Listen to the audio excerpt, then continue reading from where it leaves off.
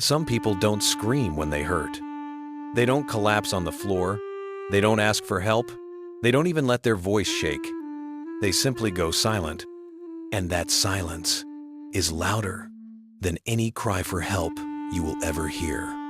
You've met them. Maybe you are one of them. They are the people who carry pain like it's a private responsibility. Like suffering quietly is some kind of duty they owe the world. And the worst part? They've learned to do it so well that most people never notice. Why do they suffer quietly?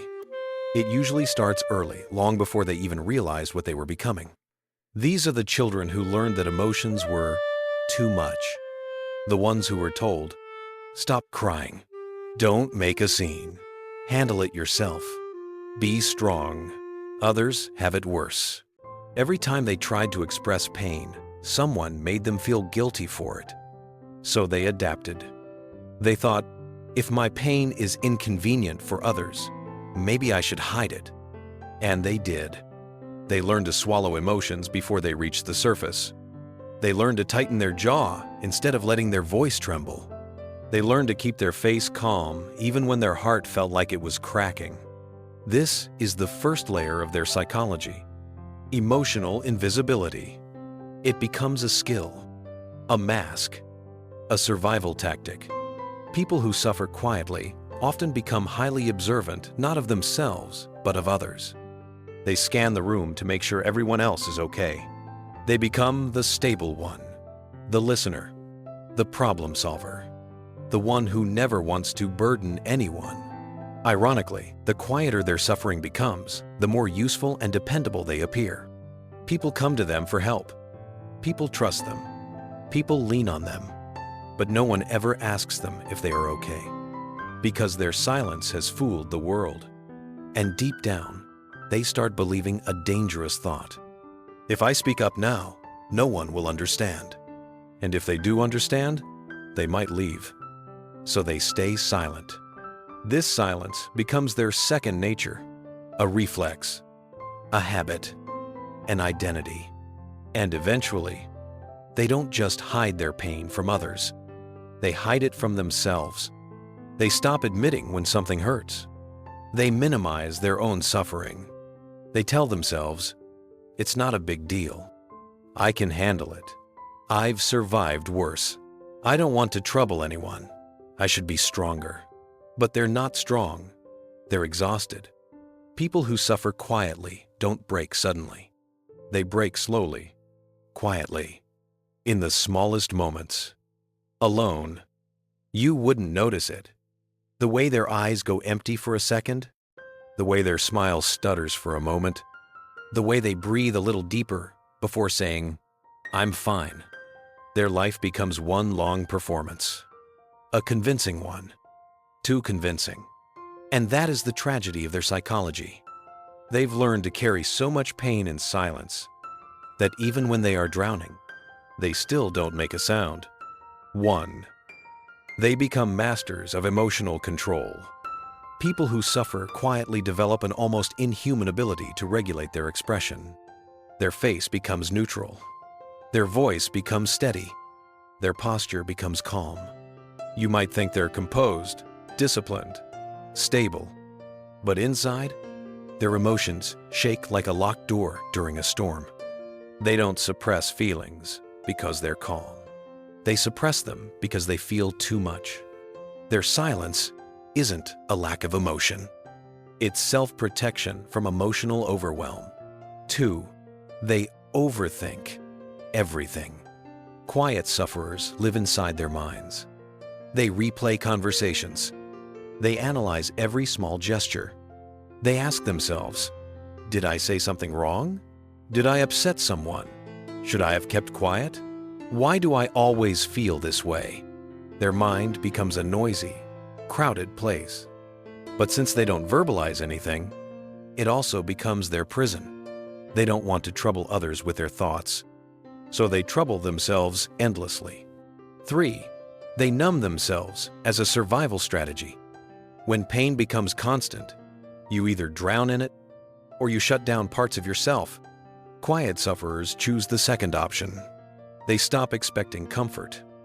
They stop expecting understanding. They stop expecting anyone to notice. They numb themselves just enough to function. They smile. They work. They help others. They entertain. They blend in. But numbness is not peace. Numbness is emotional starvation. And eventually, their inner world becomes a flat, muted landscape where nothing feels sharp enough to hurt, but nothing feels bright enough to heal either. 4. They become low maintenance to a fault. They apologize for needing anything. They downplay their struggles. They say it's fine, even when it's not. People start to describe them as so easy to be around, never complains, doesn't ask for anything, always okay. But they're not okay. They've simply convinced themselves that needing help makes them a burden, and burdens don't deserve love. 5. They carry pain physically. Silent suffering doesn't stay in the mind. It settles into the body. Tension in the jaw, tightness in the chest, a throat that always feels like it's holding back tears, exhaustion that sleep cannot fix. Their body speaks, because their voice won't. 6. They fear being truly seen. This is the paradox. They desperately want someone to notice their pain, but they're terrified of being asked about it. Because what if they open up and everything comes flooding out? What if the person listening decides it's too much and leaves? Quiet sufferers live in a constant tension. The desire to be understood, fighting the fear of being exposed. They've built their silence into a shelter, a fragile shelter, a lonely one. But it's the only safety they've ever known. And the truth is this: people who learn to suffer quietly are not trying to be strong. They're trying to survive. People who learn to suffer quietly don't just hide their pain from others. They build an entire identity around endurance. They become the person who can handle anything, the one who never falls apart, the one who absorbs difficulty without complaint. But behind that quiet strength is a history most people never see. 1. They became the strong one because they had no choice. Quiet sufferers weren't born resilient. They were forced into resilience. Some grew up in chaotic homes where crying made things worse. Some were the peacemakers between unstable parents. Some learned early that vulnerability wasn't safe, that emotions were weapons others could use against them. Some were the oldest child, the one expected to hold everyone else together, so they adapted. They learned to endure. They learned to shrink their needs. They learned to be silent to survive. What people now call strength was once just a coping mechanism. 2. They feel responsible for everyone's emotions. Because they learned to manage their own feelings in silence, they also learn to manage other people's feelings out loud.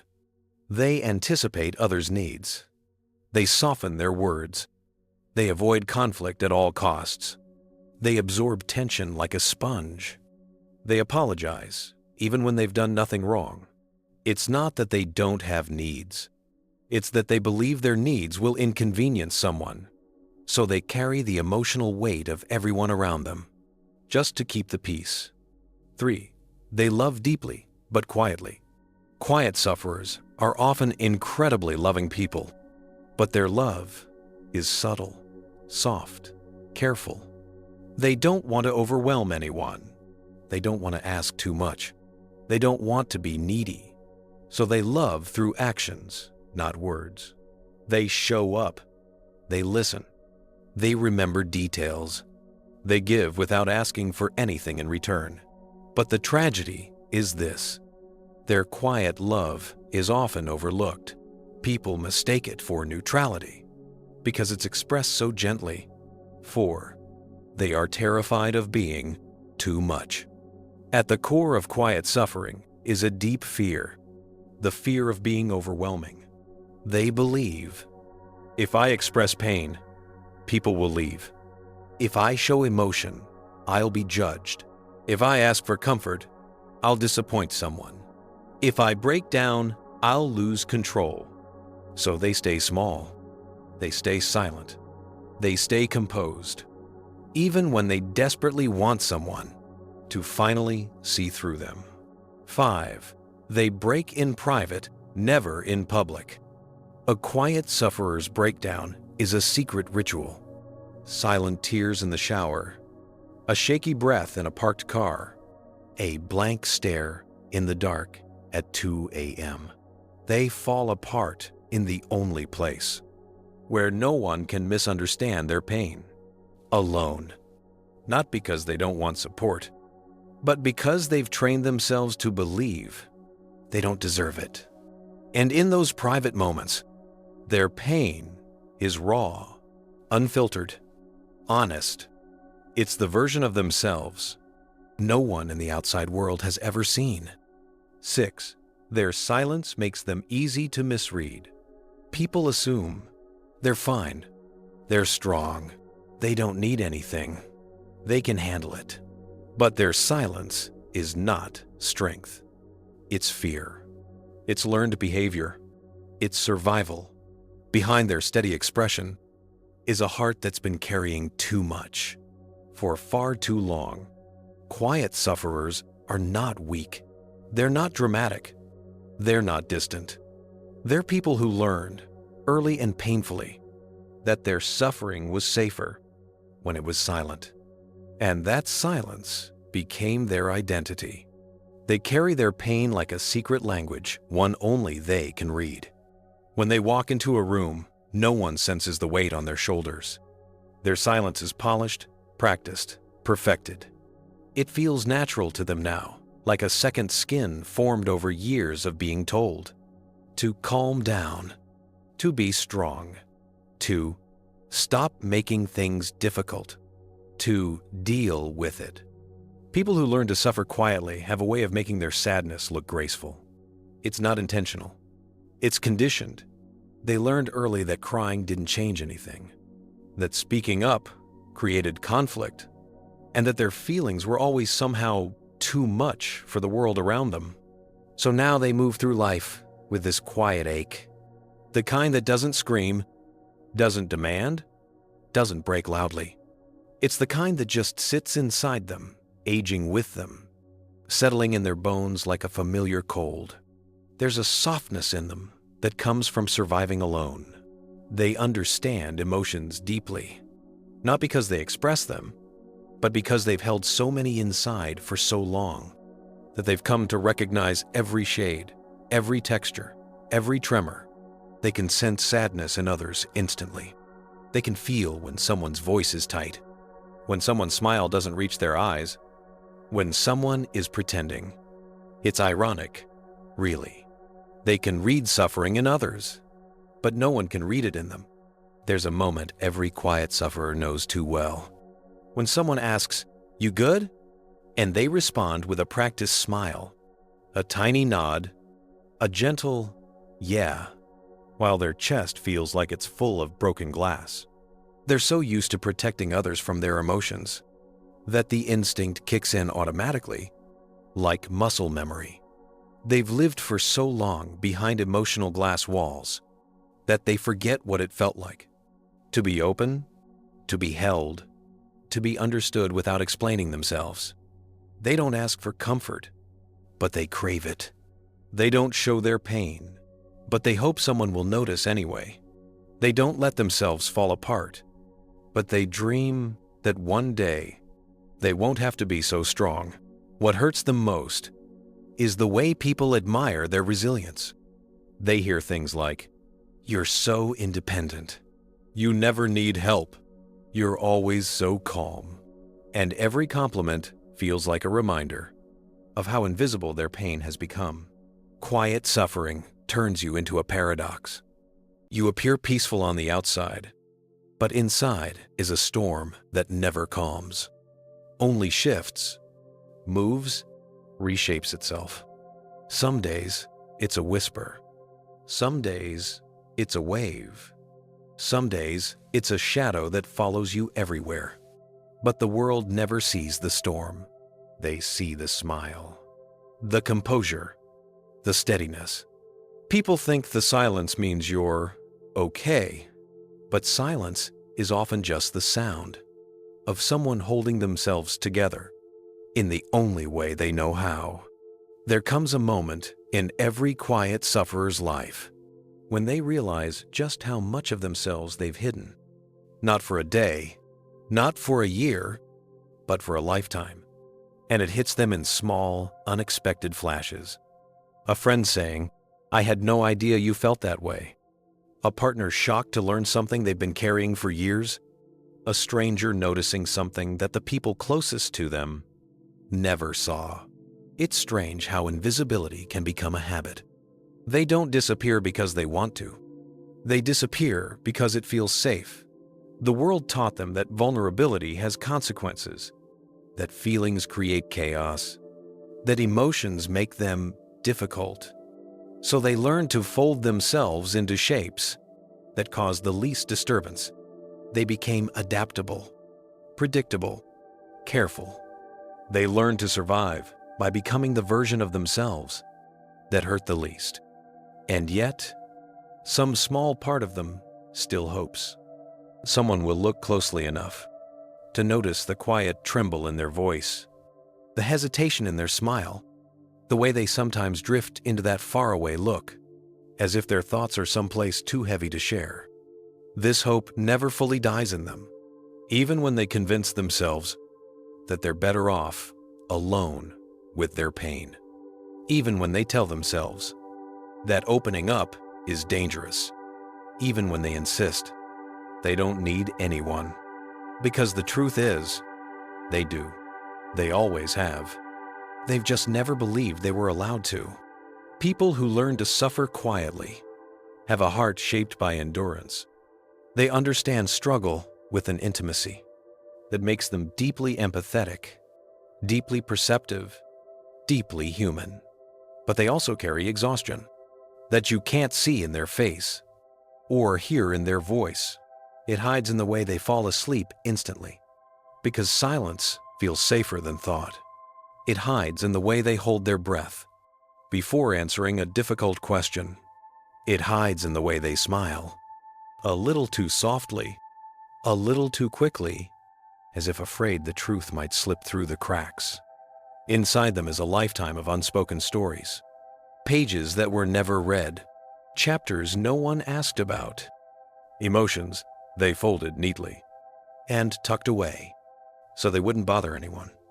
And still, somewhere beneath the layers of restraint and self-protection, there is a version of themselves that wants to be understood, not half understood, not guessed, truly understood. A version that wants to be held without having to earn it.